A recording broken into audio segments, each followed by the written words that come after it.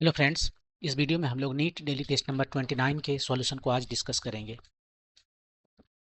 पहला क्वेश्चन है, ये एक रॉकेट प्रॉब्लम है। इसमें ये क्वेश्चन ये कह रहा है कि ये rocket is moving in space free of any gravitational force from any celestial body. It is picking up stationary dust at a rate of beta. The acceleration of the rocket at a moment its mass and speed are m and v respectively. मान लीजिए आपका rocket है और इधर बहुत सारे dust particle हैं।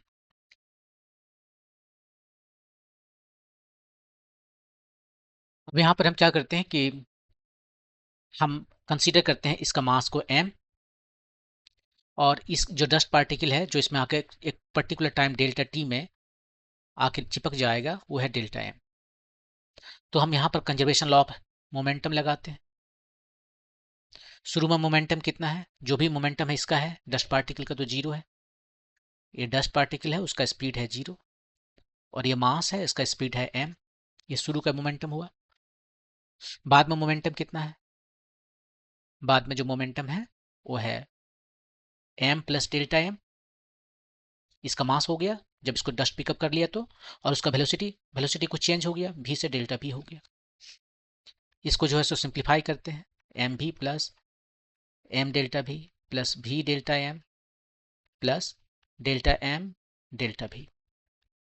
ये बहुत छोटा है, डेल्टा एम भी छोटा है, डेल्टा भी छोटा है, तो उसका स्क्वायर और भी छोटा होगा, उसको इग्नोर करते हैं। ये एम भी और ये एम भी खत्म हो गया। लेफ्ट साइड में कुछ नहीं बचा, जीरो, और राइट साइड में बचा m delta v plus v delta M.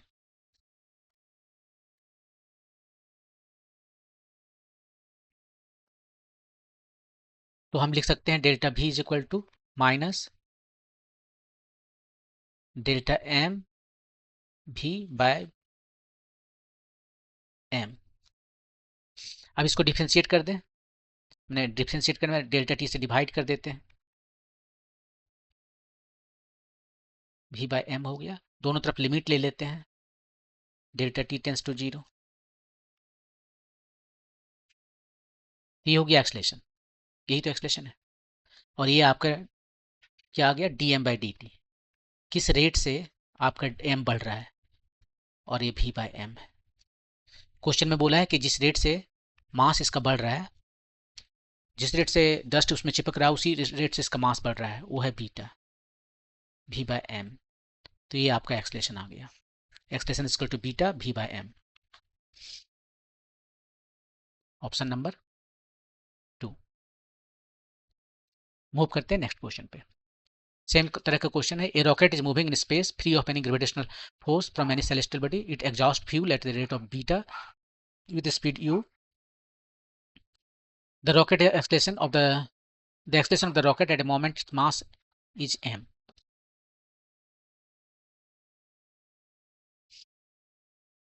यहाँ पर वही करते हैं, मास कंजर्वेशन लॉ लगाते हैं, conservation law of momentum, mass conservation नहीं, मोमेंटम कंजर्वेशन लॉ लगाते हैं। ये हमारा रॉकेट है, यहाँ से कुछ फ्यूल निकल आया बाहर है, और इस फ्यूल का स्पीड रॉकेट के रेस्पेक्ट में u है। कंजर्वेशन लॉ लगा रहे हैं, हम ये दोनों को एक सिस्टम्स कंसिडर कर रहे हैं। इस फ्यूल को जो बाहर आ गया है, और ये जो रॉकेट है शुरू में AC में था, तो उसका मास कितना था m, और उसका स्पीड क्या था, ग्राउंड के में बैठा हुआ कोई ऑब्जर्वर क्या देख रहा है, इसका स्पीड है मान लीजिए v, ग्राउंड के रेस्पेक्ट में v। तो a है इसका मास। नेक्स्ट टाइम, थोड़ा टाइम t के बाद में, ये t इक्वल टू जीरो पर है, t equal to t plus delta t पर क्या हो रहा है, थोड़ा गैस बाहर निकल गया है। थोड़ा सा गैस जब बाहर निकल गया है तो इसमें गैस कितना, रॉकेट का मास कितना हो गया, डेल्टा एम। इसका वेलोसिटी भी चेंज कर गया, डेल्टा भी। और गैस वाला, ये जो गैस जिसका मास डेल्टा एम है, उसका स्पीड डेल्टा एम हो गया। और स्पीड, हमें स्पीड बताना है विथ रेस्पेक्ट टू ग्राउंड। ये गैस का speed with respect to, gas को क्या लिखूं, फ्यूल लिखता हूं इसको। ये फ्यूल जो है उसका speed with respect to ground कितना होगा, और देखिए यहाँ पर निकालते हैं फ्यूल का speed with respect to ground, हम वेक्टर फॉर्म में लिखते हैं। तो इसको लिख सकते हैं फ्यूल का speed with respect to rocket plus fuel का स्पीड, क्या फ्यूल ही है ना, फ्यूल का स्पीड, रॉकेट का speed with respect to ground. ये आर कट गया, फ्यूल का speed with respect to ground आ गया, ऐसा आप लिख सकते हो। और ये हमसे पूछा जा रहा है फ्यूल का speed with respect to rocket कितना है, यू बोला है, किधर है, नीचे है ना, माइनस में। और रॉकेट का speed with respect to ground ये भी है प्लस में, ऊपर ऊपर वाला डायरेक्शन को हम प्लस ले रहे हैं। तो रॉकेट का speed with respect to ground भी ऊपर है, फ्यूल का speed with respect to rocket वो नीचे है। तो एफ जी क्या आ गया, फ्यूल का speed with respect to ground v minus u आ गया, यहाँ जस्ट मैग्नीट्यूड लिए तो भी माइनस यू आ गया। नेक्स्ट स्टेप में लिखते हैं, इसको मल्टीप्लाई करते हैं, m v plus m delta भी माइनस भी डेल्टा एम, और चौथा टर्म जो है सो ये वाला काट देते हैं, एक बार लिख देते हैं उसके बाद काट देंगे क्योंकि ये बहुत छोटा हो गया। और इधर है आपका डेल्टा एम, और ए क्वांटिटी जो आपको दिख रहा है वो है भी माइनस यू, और इधर क्या है लेफ्ट में एम भी, ये एम भी तो चला गया, इधर बचा जीरो। ये हो गया आपका एम डेल्टा भी माइनस भी डेल्टा एम, और यहाँ पर है आपका फिर डेल्टा एम भी माइनस डेल्टा एम यू, ये आपका आया। फाइनली निकालना है मुझे क्या, मुझे डेल्टा भी निकालना है ताकि हमें उसका एक्सलेशन का पता चल सके। तो डेल्टा भी कहाँ है, ये देखिए डेल्टा एम टाइम्स यू है यहाँ, डेल्टा भी यहाँ पर है, एम डेल्टा भी, बाकी सबको उधर एक साथ ले जाते हैं, तीनों जगह डेल्टा एम भी ये तो खत्म हो गया। तो ये आया आपका डेल्टा एम यू। तो यहाँ से आप कह सकते हो delta v is equal to delta m by delta v, just delta नहीं, delta m times u by mass, यही है, ये आपका आ गया। अब इसको आप डिफ्रेंशिएट कर सकते हो या फिर डेल्टा टी से डिवाइड करके लिमिट ले सकते हो। ये तो डेल्टा कितना टाइम के इंटरवल में था, at t equal to zero, at t equal to t plus delta t है, तो उस टाइम से हम यदि डिवाइड कर दें दोनों तरफ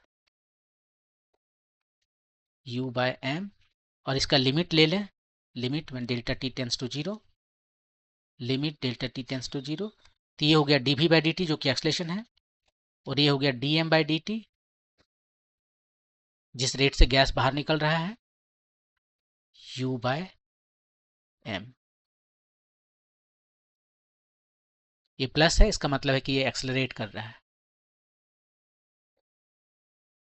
ये आपका आंसर है। D m by d t बोला था बीटा है, u रॉकेट का स्पीड है, गैस का स्पीड है विद रेस्पेक्ट टू रॉकेट, और मास उस वक्त उसका मास है, रॉकेट का मास है। तो आपका हो गया बीटा यू बाय एम, आपका ये आंसर। पिछला क्वेश्चन जैसे बनाया एग्जैक्टली सेम बनाया, पिछला क्वेश्चन में डस्ट पार्टिकल था, ठीक है, और यहाँ पर जो है सो सिंपली गैस पार्टिकल है, और कोई फर्क नहीं पड़ रहा था। पिछला बार में स्पीड घट रहा था क्योंकि मास उसका बढ़ रहा था, डस्ट पार्टिकल आकर चिपक रहा था, यहाँ पर गैस पार्टिकल निकल के बाहर जा रहा है। तो एम के m delta m last time में प्लस लिखे थे, यहाँ माइनस लिखे, और डेल्टा भी वही रखे, साइन डेल्टा भी का पॉजिटिव आया, इसका मतलब है कि ये जो है सो इसका स्पीड बढ़ेगा।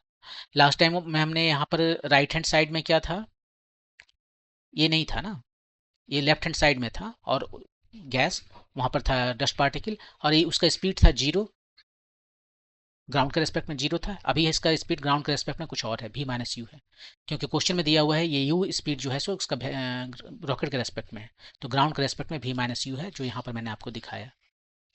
तो इस तरह से आप इसको बना सकते हो। ओके, मूव करते हैं नेक्स्ट क्वेश्चन पे। Two blocks of mass m1 is equal to 2 kg and m2 is equal to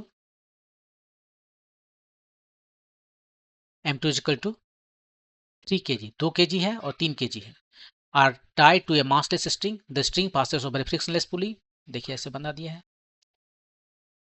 एक ये है आपका और एक ए है, ये है आपका 2 kg और ये है आपका 3 kg। द स्ट्रिंग जो है, इसमें स्ट्रिंग ऐसे गया है, ठीक है, स्ट्रिंग पासेस ओवर फ्रिक्शनलेस पुली, इसमें फ्रिक्शन नहीं है, फ्रिक्शन नहीं तो क्या होगा, तो इसमें ये घूमेगा नहीं, no motion no rotation, friction ही उसको रोटेट कराता है, तो रोटेशन नहीं है। The acceleration of the block of M2, ये है M2 और ये है M1। बहुत सिंपल, ये अटवुड मशीन है, अटवुड मशीन है। आप इसको ऐसे समझ सकते हो कि ये इधर से जा रहा है और इधर से आ रहा है। आप इसको एक टेबल पर रख दीजिए, एक ब्लॉक यहाँ पर, एक ब्लॉक यहाँ पर। इसको आप खींचिए कितना से, 3G से।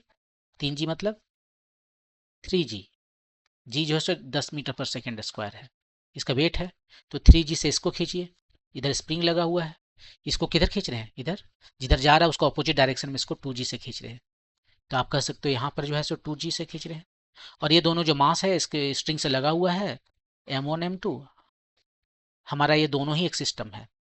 तो हमारा एक सिस्टम है जिसको एक तरफ राइट हैंड साइड में 3G से खींच रहे हैं, फोर्स लगा रहे हैं, लेफ्ट हैंड साइड में 2G से फोर्स लगा रहे हैं। तो एफ नॉट की नेट कितना आ गया, राइट हैंड साइड में आया 3G माइनस 2G, मतलब 1G। इतना नेट फोर्स लगा।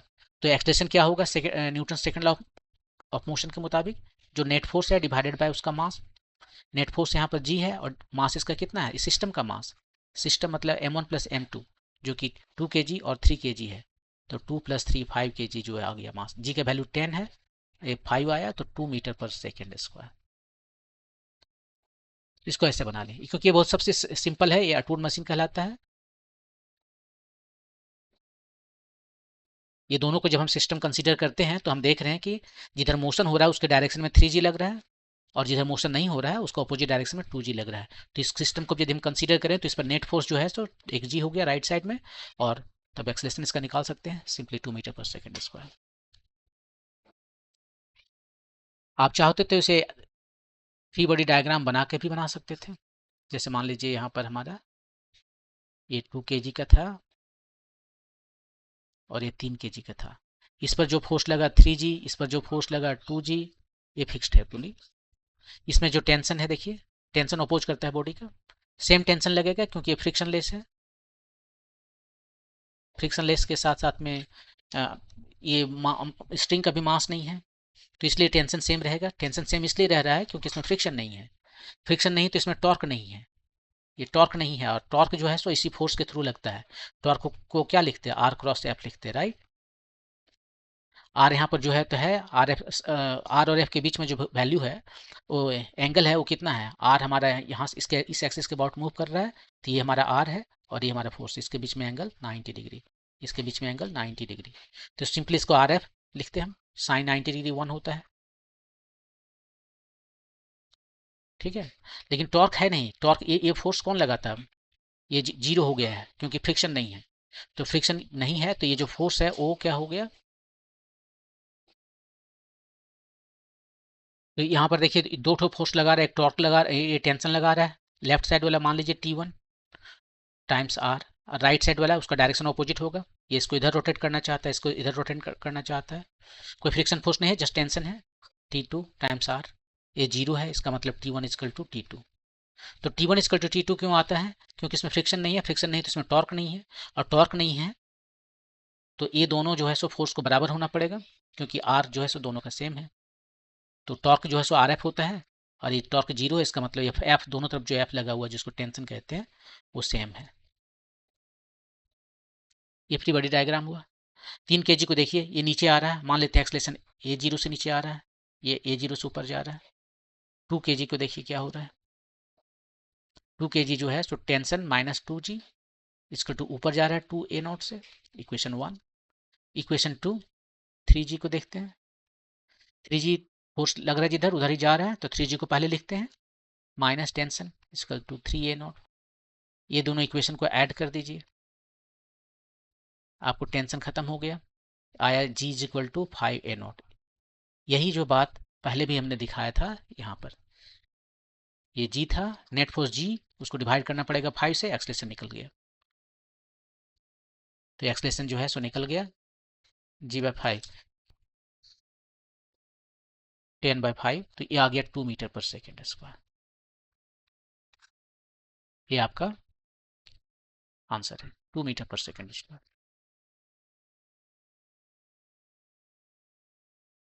मूव करते हैं नेक्स्ट क्वेश्चन पे। A block of mass m is equal to 2 kg is sliding on a smooth or inclined plane that makes an angle theta is equal to 30 degree. Take g equal to 10 metre per second square and tell me what is the acceleration of the block. इसका block का acceleration क्या है? ये तो काफी simple है।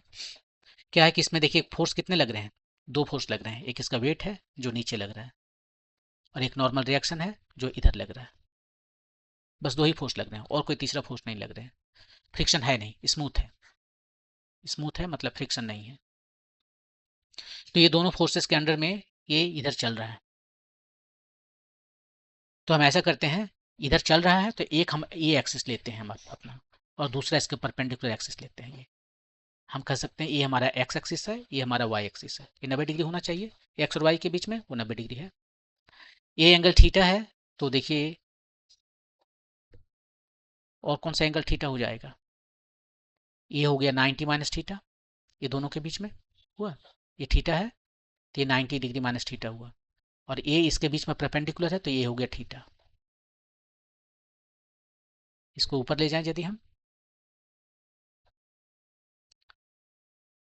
नहीं ले उसको, ठीक है रहने देते हैं ऐसे। एम जी का इधर क्या कंपोनेंट आएगा? एम जी का दो कंपोनेंट आएगा, एक इस डायरेक्शन में आएगा जो कि एम जी कॉस थीटा है।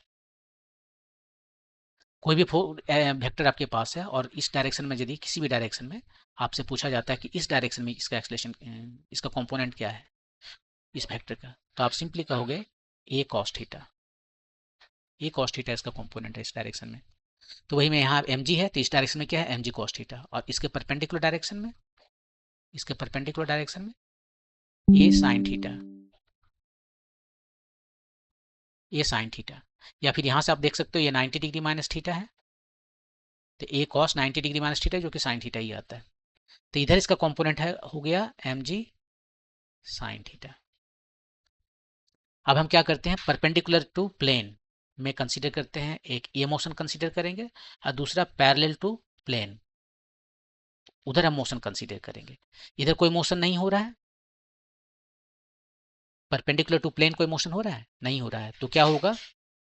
इसका एन जो है टोटल फोर्स जीरो होगा, तो जितना अपवर्ड फोर्स इस डायरेक्शन में है अपवर्ड डायरेक्शन में उतना ही नीचे में होना चाहिए। तो एन और एम जी कॉस थीटा दोनों सेम होना चाहिए। एक इक्वेशन आपका यहाँ से आ गया एन का वैल्यू। लेकिन ये इंपॉर्टेंट नहीं है, अभी हम जो पैरेलल टू द प्लेन देख रहे हैं वो इंपॉर्टेंट है। कितना फोर्स लग रहा है इधर? एम जी साइन थीटा, और तो कुछ नहीं। और इसी के थ्रू वो इधर मूव कर रहा है, किस एक्सलेशन से? A naught, mass time acceleration a naught. Mass खत्म हो गया। तो ये जो इंक्लाइन प्लेन है उस पर जो मास होते हैं यदि स्मूथ है तो उसमें जो एक्सलेशन आता है वो होता है जी साइन थीटा। आपको सिंपली यही याद रखना है, मैंने तो डिराइव कर दिया। ये होता है जी साइन थीटा, और जी का वैल्यू 10 है और साइन थीटा का वैल्यू 30 डिग्री है। तो ये आ गया आपका स्पीड 5 मीटर पर सेकेंड स्क्वायर। ये आपका आंसर है 5 मीटर पर सेकेंड स्क्वायर। और इसमें तो मैंने ऑप्शन ही नहीं लिखा, ये 5 मीटर पर सेकेंड स्क्वायर है, यहाँ पर है 5 मीटर पर सेकेंड स्क्वायर। आपको यहाँ पर हम बता दें कि इस तरह के इंक्लाइन प्लेन के लिए, ये जो इंक्लाइन प्लेन है इसमें जो ऑब्जेक्ट है ये थीटा है, तो इसका एक्सलेशन इधर जो है सो जी साइन थीटा होता है। अभी निकाला आपने। यदि स्मूथ है तो, और स्मूथ नहीं है, फ्रिक्शन है मान लीजिए म्यू, और ये इधर आएगा तो क्या एक कम हो जाएगा एक्सलेशन। इसका एक्सलेशन जो आया जी साइन थीटा, वो अब कम होकर कितना हो जाएगा? वो हो जाएगा पहले जो है सो रहेगा जी sine theta minus mu G cos theta, इतना होगा। जी साइन थीटा जो है सो तो है, उसमें से जी कॉस थीटा को म्यू से मल्टीप्लाई करेंगे उतना कम हो जाएगा। तो ये फार्मूला आपको याद रखना है डायरेक्टली, ये याद रहेगा तो इसे तुरंत बन जाएगा। ओके, मूव करते हैं नेक्स्ट क्वेश्चन पे। ये ब्लॉक ऑफ मासेस masses क्यों मास ना, ये block of mass m equal to 2 kg is sliding on a smooth inclined plane that makes angle theta equal to 30 degree with the horizontal। Okay, जो पिछला question है उसी की तरह है। The block is accelerating towards right. अच्छा, block जा रहा है इधर 2 मीटर पर सेकंड स्क्वायर के एक्सलेशन से जा रहा है। As shown in the figure the acceleration of the block related to the inclined plane is how much. इस यहाँ पर कोई आदमी बैठ गया है, ठीक है, अब वो देख रहा है बैठ के कि ये ब्लॉक किस स्पीड से इधर नीचे जा रही है, क्या है उसका एक्सलेशन। एक्सलेशन निकालने के लिए उसे न्यूटन्स लॉ ऑफ मोशन लगाना पड़ेगा, लेकिन ये जिस फ्रेम में बैठा हुआ है वो नॉन इनर्शियल फ्रेम है। नॉन इनर्शियल फ्रेम क्यों है? क्योंकि यह फ्रेम एक्सलेशन में है, और इस व्यक्ति को पता है कि नॉन इनर्शियल फ्रेम में हम न्यूटन्स लॉ नहीं लगा सकते, मोशन नहीं लगा सकते, न्यूटन्स लॉ ऑफ मोशन को नहीं लगाया जा सकता। तो उसे लगाने के लिए न्यूटन्स लॉ ऑफ मोशन को पहले इसे नॉन इनर्शियल से इनर्शियल कन्वर्ट करना पड़ेगा, और उसके कन्वर्ट करने का तरीका ये है कि जिस पर आप न्यूटन्स फोर्स लगाने जा रहे हो, जैसे एक फोर्स इस पर mg नीचे लग रहा है, उस पर एक फोर्स लगा देना है, स्यूडो फोर्स, और उसका मैग्नीट्यूड होता है इसका मास time acceleration of the frame, और डायरेक्शन जिधर इसका डायरेक्शन है उसका ऑपोजिट। तो ये जो है सो स्यूडो फोर्स लगा दिया उसने, एम ए नॉट, ये है स्यूडो फोर्स। एक बार स्यूडो फोर्स लगा दिया तो ये अब इनर्शियल फ्रेम बन गया है, अब यहाँ पर न्यूटन्स लॉ ऑफ मोशन लगा सकता है। ठीक है, क्वेश्चन क्या है, the acceleration of the block related to the incline plane. अच्छा, यहाँ पर इसका कितना एक्सलेशन है वो पूछ रहा है। तो देखिए अब इस पर जो है सो तीन फोर्स हो गए, एक तो नॉर्मल हो गए, एक एम हो गया, और एक स्यूडो फोर्स हो गया। अब तीन फोर्सेस के अंडर में इसका एक्सलेशन इधर कितना है वो निकालना है। इसको फिर वही करते हैं, दो प्लेन हम कंसिडर करते हैं, एक हुआ ये vertical plane, vertical to the plane, और दूसरा हुआ horizontal along the plane, incline plane, ये वाला, ये प्लेन कंसीडर करते हैं। इसको एक्स कह सकते हैं, इसको वाई कह सकते हैं। हम लिखने के समय लिखते हैं perpendicular to plane to incline plane, इसमें कंसीडर करेंगे, और फिर उसके बाद में ये परपेंडिकुलर है पैरेलल टू इंक्लाइन प्लेन, इधर कंसीडर करेंगे। तो पहले फोर्सेस का कंपोनेंट देख लेते हैं। ये थीटा है, यदि इसको यहाँ बढ़ाएंगे तो ये 90 हो गया, तो ये वाला एंगल जो है सो कितना हो गया, 90 माइनस थीटा, तो ये अपने आप थीटा हो जाएगा। ये थीटा हो गया, तो ये देखिए 90 डिग्री है, तो ये 90 माइनस थीटा हुआ। यदि हम इसको यहाँ पर ऐसे लिखें तो इसी को लिख लेते हैं ना, 90 माइनस थीटा, या फिर यहाँ से आप कह सकते हो ये यदि 90 माइनस थीटा है यहाँ से यहाँ तक, और इस लाइन पर परपेंडिकुलर है ए लाइन, तो ये हो गया थीटा। ठीक है, तो परपेंडिकुलर डायरेक्शन में एन जो है इसको कौन न्यूट्रलाइज कर रहा है, एक एम का कंपोनेंट, ये एम फोर्स है, इसका दो कंपोनेंट होगा, एक इधर आएगा एम कॉस थीटा, क्योंकि ये एंगल थीटा है, और इसके परपेंडिकुलर में इस डायरेक्शन में एम साइन थीटा। एम का दो कंपोनेंट हो गया, जो दो ठो प्लेन हमने लिया उसमें अलोंग द प्लेन और परपेंडिकुलर टू द प्लेन। ये जो एक्सलेशन है स्यूडो फोर्स, जो फोर्स है एक्सलेशन नहीं है, इसका भी दो कंपोनेंट होगा, ये एंगल थीटा बना रहा है हॉरिजॉन्टल के साथ में, तो ये हो जाएगा m a naught cos theta इधर, और परपेंडिकुलर डायरेक्शन में m a naught sine theta. तो यहाँ पर हम फिर से बना देते हैं। देखिए आपके पास ए ब्लॉक है, ठीक है, और इस ब्लॉक पर कितने फोर्सेस लग रहे हैं, एक एन लग रहा है, एक एम नीचे लग रहा है, और एक हॉरिजॉन्टल डायरेक्शन में ये एम ए नॉट लग रहा है। ठीक है, तो एम ये वाला जो एंगल है वो है थीटा, और ए वाला जो एंगल है इधर से ये भी है थीटा। तो एम ए का कंपोनेंट इस डायरेक्शन में कितना हो गया, m a naught cos theta, और इसके परपेंडिकुलर डायरेक्शन इधर हो गया m a naught sine theta. M का जो कंपोनेंट है वो इधर हो गया, पहले इधर हो गया, कितना हो गया एम कॉस थीटा, और इधर हो गया एम साइन थीटा। यही फोर्सेस यहाँ पर दिखा रहा है। तो हम परपेंडिकुलर टू द प्लेन की बात कर रहे हैं, तो हॉरिजॉन्टल वाला भूल जाएंगे, अलोंग द प्लेन भूल जाएंगे। इधर एन फोर्स है, नो मोशन है इसमें, N equal to m g, अभी पूरा लिखा नहीं था, कोई मोशन नहीं है, तो मोशन नहीं तो एन को काउंटर बैलेंस करेगा एम का कौन सा कॉम्पोनेंट, कॉस थीटा, अकेले नहीं बल्कि एम ए नॉट का भी कॉम्पोनेंट है इधर, वो है साइन थीटा, ये दोनों मिलकर इसको काउंटर बैलेंस कर लिया। नो मोशन है, इस डायरेक्शन में मोशन नहीं है, लेकिन नेक्स्ट इस डायरेक्शन में मोशन है, तो मोशन है इधर प्लेन में, तो प्लेन में जो फोर्स कितना लग रहा है, एक एम साइन थीटा, और कोई फोर्स लग रहा है, एम का कंपोनेंट हो गया, एन का कोई कंपोनेंट है नहीं, एम ए नॉट का कंपोनेंट है वो भी इधर है, पीछे है, तो माइनस लिखना पड़ेगा, m a naught cos theta, और ये दोनों फोर्स इस पर लग रहा है, और वो किधर जा रहा है, नीचे जा रहा है, किस एक्सलेशन से, ए से, एम ए। बस एक्सलेशन ही तो निकालना था। और ए जो है एक्सलेशन वो किसके रेस्पेक्ट में है, इस ऑब्जर्वर के रेस्पेक्ट में जो यहाँ बैठ के देख रहा है, जमीन पर नहीं, क्योंकि ये मूव कर रहा है। ये ऑब्जर्वर जो है वहां पर बैठ के देख रहेगा वो कैसे जा रहा है नीचे, किस एक्सलेशन से जा रहा है। एम हर जगह है, खत्म हो गया। आपका जो है क्या निकालना था, ए निकल गया। जी साइन थीटा माइनस ए नॉट कॉस थीटा, सब सिंपली वैल्यू रखिए और आपका आंसर। जी का वैल्यू 10 है, साइन 30 डिग्री है, साइन थीटा का वैल्यू 30 डिग्री। ए नॉट का वैल्यू कितना बताया, 2 लिखा हुआ है, cos 30 degree. Sign 30 half, 10 times half 5, 2 cos 30 √3/2, ये इतना हो गया। तो 5 माइनस √3 आपका आंसर है, 5 माइनस √3 इतना मीटर पर सेकेंड स्क्वायर। निकाल लीजिए ये, 5 माइनस 1.732, 3 पॉइंट कितना आ गया ये, 268, इतना मीटर पर सेकेंड स्क्वायर। ये रहा आपका आंसर, 3.268 मीटर पर सेकेंड स्क्वायर। आंसर हो गया ये 3 का। यहाँ पर 4 लिखा मैंने,